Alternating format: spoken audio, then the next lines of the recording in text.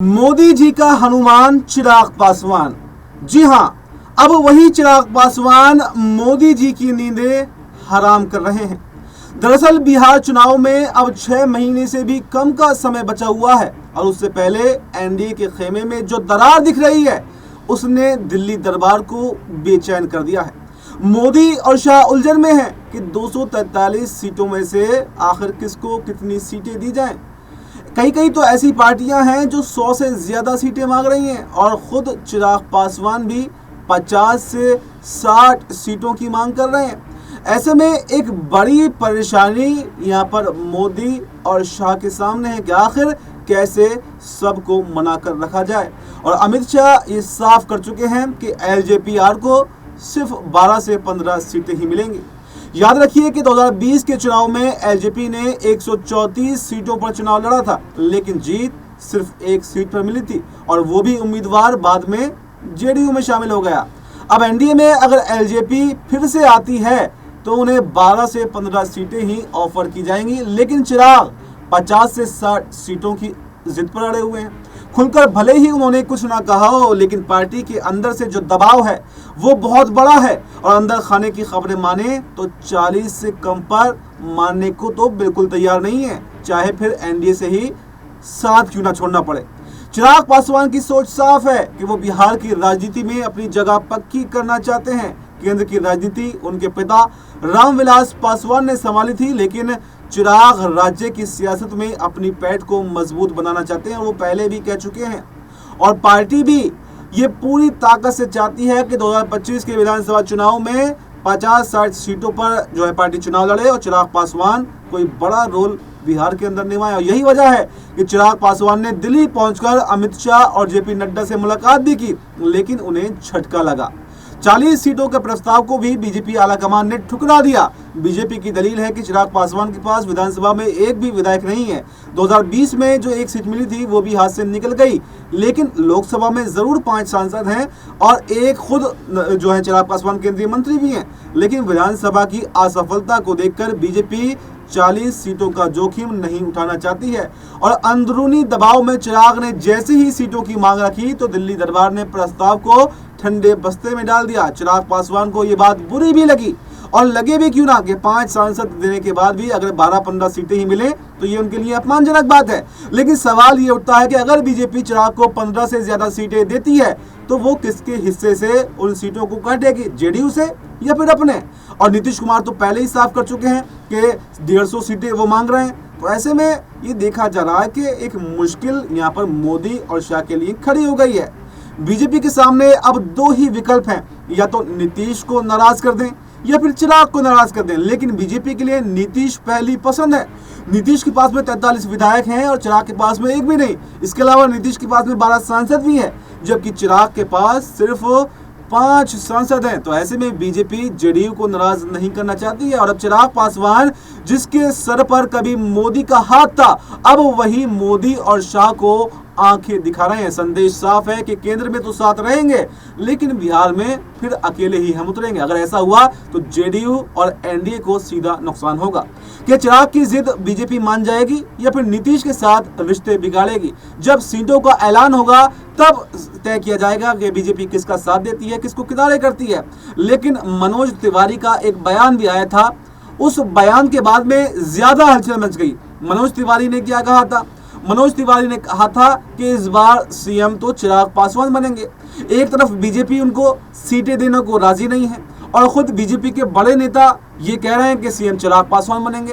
ये आखिर ऐसा कैसे हो सकता है? कहीं ऐसा तो नहीं कि जो बीजेपी ने झटका दिया चिराग पासवान को और चिराग पासवान की जो नजदीकियां आरजेडी के साथ में बढ़ी, इंडिया गठबंधन के साथ में बढ़ी, उसको रोकने के लिए ऐसा किया गया हो? क्योंकि अगर अभी चिराग पासवान झटका दे देंगे तो न सिर्फ बिहार में बल्कि केंद्र में भी बड़ा झटका लगेगा। लेकिन अगर चुनाव नजदीक आ जाएगा तो फिर उनको मना लिया जाएगा। क्योंकि अभी अगर कहें मोटे मोटे तौर पर जो मुलाकातें चिराग पासवान ने अमित शाह से की हो या जेपी नड्डा से की हो, उस मुलाकात का निष्कर्ष कुछ निकला नहीं है और उसको ठंडे बस्ते में डाल दिया गया है कि जब चुनाव आएगा तब माहौल को देखकर यह तय किया जाएगा कि किसको कितनी सीटें मिलनी है। और न सिर्फ चिराग, इसके अलावा मांझी भी हैं जो अपनी 40 से 45 सीटों की मांग कर रहे हैं। तो ऐसे में एक मुश्किल यहाँ पर बीजेपी के लिए बढ़ गई है और बीजेपी को अब ये तय करना होगा कि आखिर किसको कितनी सीटें देनी है, और अगर उतने में वो खुश नहीं हो पाते हैं तो क्या वो एनडीए का साथ छोड़ देंगे चिराग और मांझी, या फिर क्या बिहार के चुनाव में बड़ा खेल होगा, ये देखना काफ़ी दिलचस्प होने वाला है। फिलहाल अभी तक की खबर तो ये है कि 100 से ज़्यादा सीटों पर नीतीश कुमार लड़ेंगे और लगभग 100 सीटों पर बीजेपी लड़ेगी। बाकी की जो सीटें हैं 10-15 चिराग पासवान को दी जा सकती हैं और लगभग 8-10 सीटें जीतन राम मांझी को भी दी जा सकती हैं। फिलहाल के समीकरण तो यही बता रहे हैं, लेकिन आने वाले समय में क्या इसमें बदलाव होता है ये बिल्कुल देखना काफ़ी दिलचस्प होने वाला है। कुल मिलाकर अगर कहा जाए तो बिहार में एनडीए के अंदर एक भगदड़ तो मची हुई है, लेकिन अब ये देखना काफी दिलचस्प होगा कि क्या नीतीश कुमार और चिराग पासवान जिस तरह से टकराव उनके बीच में दिख रहा है, क्या एनडीए में एक साथ बने रहेंगे या फिर इंडिया गठबंधन में भी जा सकते हैं। और एक होल और है, क्योंकि आरजेडी की तरफ से या इंडिया गठबंधन से अगर कहें तो नीतीश कुमार को भी ऑफर है, चिराग पासवान को भी ऑफर है। तो सवाल ये भी है कि पहले कौन इंडिया गठबंधन में जाता है, क्या चिराग पासवान जाएंगे या फिर नीतीश कुमार जाएंगे, क्योंकि वैकेंसी वहां पर भी एक ही है। दो लोग, ये दोनों जिसमें इतना टकराव है, ये इंडिया गठबंधन में भी साथ नहीं रह सकते। तो ऐसे में सवाल सबसे बड़ा यही है कि क्या नीतीश कुमार पहले एनडीए का साथ छोड़ देंगे और चिराग के दरवाजे बंद कर देंगे, या फिर चिराग पासवान इस बार कोई बड़ा राजनीतिक खेल खेलकर नीतीश कुमार को मात देकर पहले ही इंडिया गठबंधन में चले जाएंगे और उसके बाद में नीतीश का बीजेपी के साथ में रहना एक मजबूरी बन जाएगा। और कई मायनों में ये चुनाव अहम इसलिए भी है क्योंकि नीतीश कुमार का ये आखिरी चुनाव बताया जा रहा है।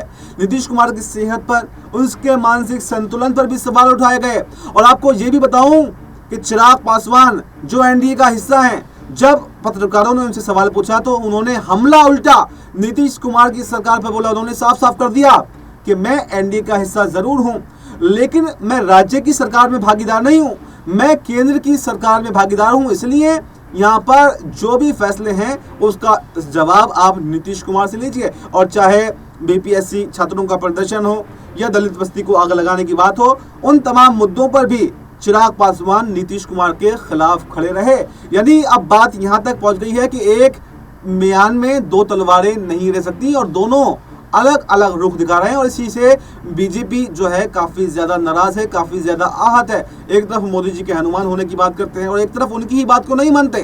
राजनीति में जो बिहार की दिलचस्पी चिराग पासवान दिखा रहे हैं, ये बीजेपी के लिए भी खतरा है और जेडीयू के लिए भी खतरा है, क्योंकि अगर कद चिराग पासवान का बिहार की राजनीति में बढ़ता है तो सीधे सीधे या तो जेडीयू को नुकसान होगा या बीजेपी को नुकसान होगा। और वहीं अगर ये इंडिया गठबंधन में जाकर चुनाव लड़ते हैं चिराग पासवान, तो बीजेपी और जेडीयू दोनों को भी नुकसान हो सकता है, क्योंकि बिहार में युवाओं का वोट बैंक अच्छा खासा है और युवाओं की पहली पसंद बन चुके हैं तेजस्वी यादव।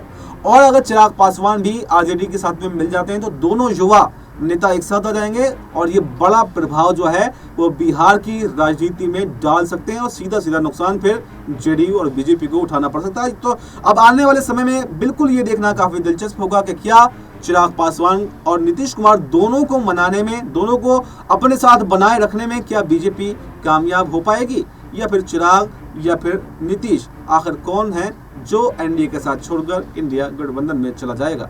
फिलहाल इस रिपोर्ट में इतना ही। इस रिपोर्ट पर आपकी क्या राय है, कमेंट बॉक्स में अपनी राय जरूर दें और हमें दीजिए इजाजत। नमस्कार।